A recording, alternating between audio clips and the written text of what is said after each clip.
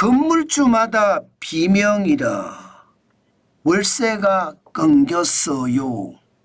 일단 여러분, 건물주 이러면 여러분도 그렇고 저도 그렇고 꼭 가지고 싶은 희망입니다. 꿈입니다. 그런데 요즘 말입니다. 꼬마 빌딩이라고 하는 거 있잖아요. 야, 이거 심상치 않다고 이야기합니다. 일반적으로 여러분 지표 한번 보실래요? 아, 죄송합니다. 지표 한번 보실래요? 꼬마 빌딩이라는 게 죄송합니다. 연면적으로 하면 3,300제곱미터 미만이거든요. 3,300제곱미터. 그게 꼬마 빌딩입니다. 근데 아유 죄송합니다.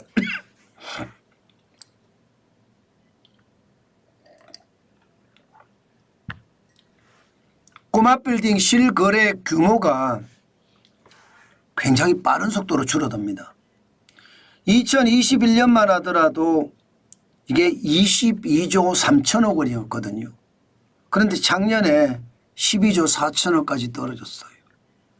3년 사이에 44.4%가 준 겁니다. 9조 9천억 원이. 굉장히 많이 줄었죠. 이게 여러분 꼬마 빌딩 가지고 있는 사람들 입장에서는요. 애물단지가 됐다는 겁니다. 이게 어떻게 하든 월세를 받아서 빌린 돈에 대한 원금도 갚고 대출도 갚고 그랬었는데 이게 그게 시원치 않다는 뜻이에요. 네. 그래서 버티다가 지금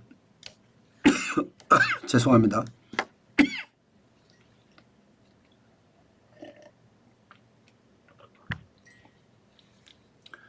예, 버티다가 결국은 말입니다. 판다는 이야기인데 그 문제가 여러분 좀 심각해지는 것 같아요. 왜냐하면요. 서울지역 꼬마빌딩 실거래가 규모를 보면 2021년 22조 3천억 원에서 2023년 8조 2천억까지 줄어들었거든요. 거의 반토막 이상 나버렸죠. 반토막 이상. 굉장히 많이 떨어졌습니다. 그러다가 2024년에는 전년 대비 51.2%가 늘었습니다. 버티다가 못 버티니까 팔기 시작하는 거예요. 그죠? 팔기 시작하죠. 야, 그러면 파는 게 채값을 받고 파냐 이거예요. 예를 들어 2020년에 인수한 꼬마 빌딩, 2021년에 인수한 꼬마 빌딩이 지금 2023년이나 2024년에 채값을 받고 파느냐? 그렇지 못합니다. 지금 실제로 보면 서울 서대문구의 4층짜리 꼬마 빌딩 지난달에 50억 원에 손바뀜을 했거든요. 이거 1월에 거래될 때만 하더라도요. 1월에 작년 1월에 거래될 때만 하더라도 80억에 거래됐던 겁니다. 80억에 거래됐던 게 12월 달에는 50억에 거래됐어요. 30억 원이 날라갔습니다. 엄청나죠. 그러니까 떨어져서 말입니다. 떨어져서 더 이상 못 버티니까 싸게라도 지금 파는 겁니다. 그러면 여기만 그러느냐?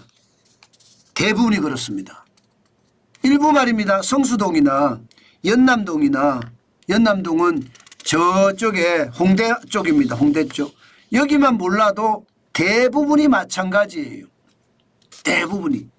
지금 성동구 하왕십리, 예, 성동구 하왕십리 동의 4층짜리 꼬마 빌딩 연면적이 310제곱미터입니다. 2021년에 31억 6천만 원에 거래됐거든요. 2021년이에요. 그런데 지난해 23억에 거래됐습니다. 무려 말이면 31억하고 23억이면 이게 차이가 벌써 8억이 나잖아요. 여기다가 6천만 원까지 붙어 있어요. 31억 6천만 원에 거래됐다가 23억 원에 거래되니까 그럼 8억 6천만 원이 떨어졌다는 이야기잖아요. 30% 이상 떨어진 거예요. 그러니까 버팁니다. 2020년에 샀고 2021년에 사서 버팁니다. 그러다가 2023년이 되니까 더 이상 못 버티겠다 이렇게 되는 거고요. 이제 팔아야 되겠다가 작년입니다. 작년. 실질적으로 지표도 보면 이럴 수밖에 없어요. 왜? 공실률이 계속 생기고 사람들이 자꾸 떠나니까. 자영업자들이 꼬마 빌딩에 들어가서 뭐 사업도 하고 장사도 해야 되는데 그렇지 못하다는 겁니다. 보십시오. 전국 상가 공실률을 보면 중대형입니다. 꼬마 빌딩은 중대형에 속합니다. 지금 2024년 3월에 12.7%까지 떨어졌다고 하지만 12.7%도 굉장히 높은 숫자입니다. 소규모 상가 이거 100평 미만입니다. 6.5%에 비하면 2배잖아요. 중대형 상가는요 2023년부터 시작을 해서 2024년 2분기까지 13.5%부터 13.8%까지 계속 늘어났어요. 그러다가 2024년 3분기에 12.7%까지 줄어들었지만 여전히 공실률은 높다는 뜻입니다. 10개 중에 1개, 쉽게 말하면 빌딩이 10개가 있는데 그중에 1개 이상 빌딩은 전청이 공실이라는 거예요. 전청이. 여러분 꼬마 빌딩에 전청이 공실이면 가보시면 얼씬연스럽습니다. 이게 관리도 제대로 안 돼 있을 뿐만 아니라 여기서 뭘 할 수 있을까 이렇게 생각할 정도예요. 게다가 말입니다. 공실률도 이렇잖아요. 문제는 투자 수익률도 형편없습니다. 왜냐하면 개인 사업자들이 대출이 많잖아요. 매출이 일어난다고 하더라도 그죠? 매출이 일어난다고 하더라도 이게 영업이익이 적어요.